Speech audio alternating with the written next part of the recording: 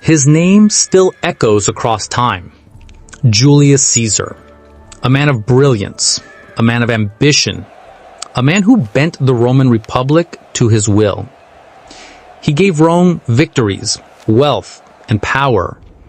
But his rise came with a heavy cost. Behind his glory lay ashes, blood, and countless broken lives. This is the untold story.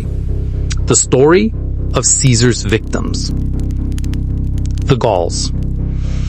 In 58 BCE, Caesar crossed the Alps and invaded Gaul, today's France, Belgium, and parts of Germany.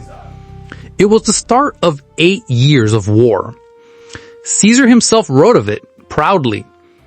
1 million Gauls killed, 1 million more enslaved, tribes shattered, families destroyed.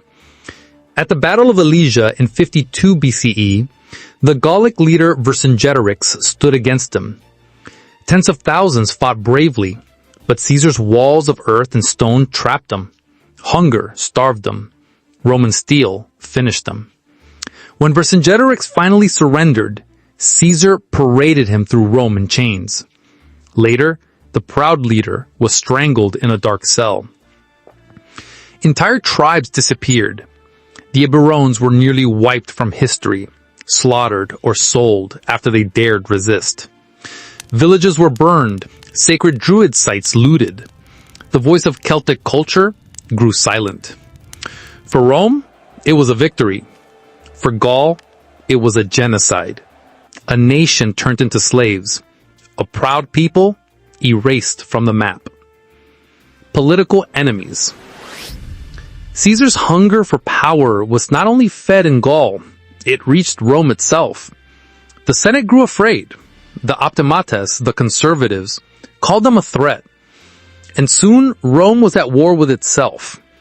In 49 BCE, Caesar crossed the Rubicon River with his army, a declaration of civil war. The die is cast, he said. The Republic would never be the same. Roman fought Roman. At Pharsalus in Greece, Caesar faced Pompey the Great, his old ally turned rival. Tens of thousands died that day. Pompey fled, only to be murdered in Egypt, his head cut off as a gift for Caesar. Others resisted. Cato the Younger chose suicide rather than live under Caesar's rule.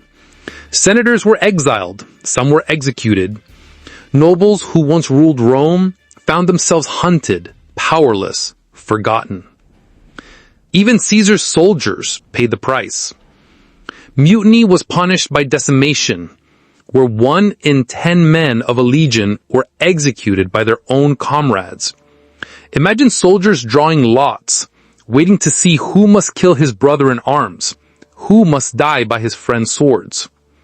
Caesar's victory was Rome's loss. The Republic's traditions, built over centuries, lay broken.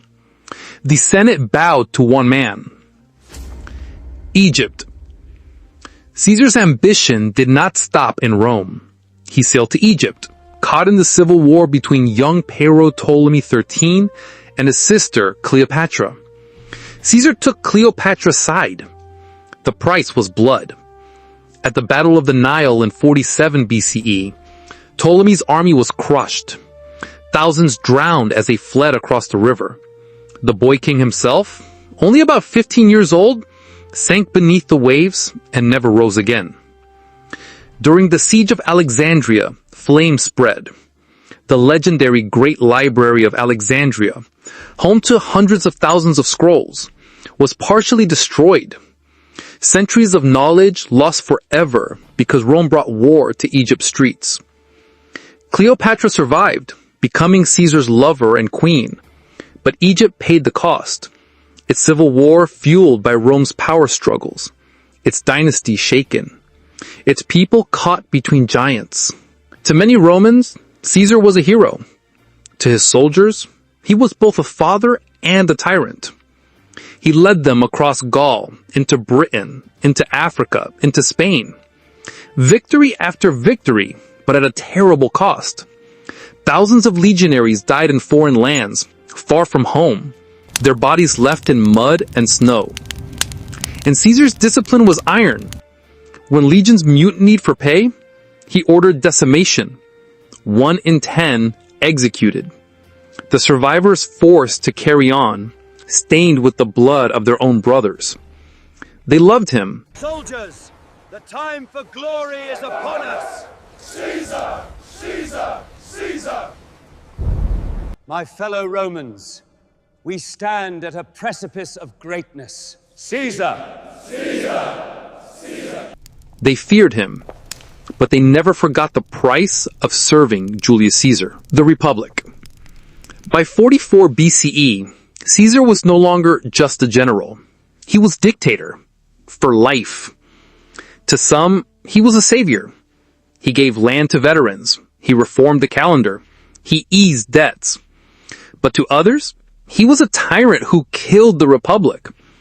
Rome had no kings, but Caesar was acting like one. On the Ides of March, 44 BCE, the knives struck. Brutus, Cassius, senators who claimed to defend freedom. They stabbed him 23 times on the very floor of the Senate. Caesar fell, but his death did not save the Republic. Instead, it unleashed more civil wars.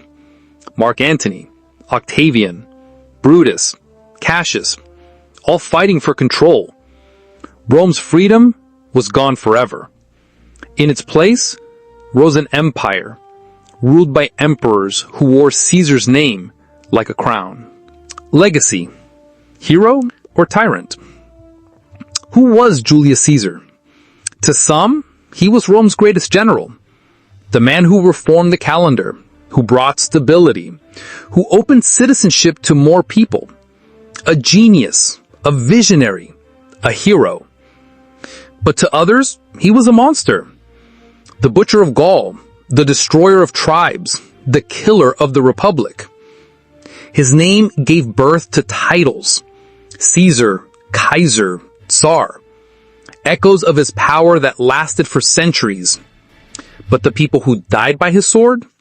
The Gauls, the Egyptians, the senators, the soldiers, the simple families in Britain and Spain. Their voices were silenced. Julius Caesar carved his name into history, but he carved it with blood.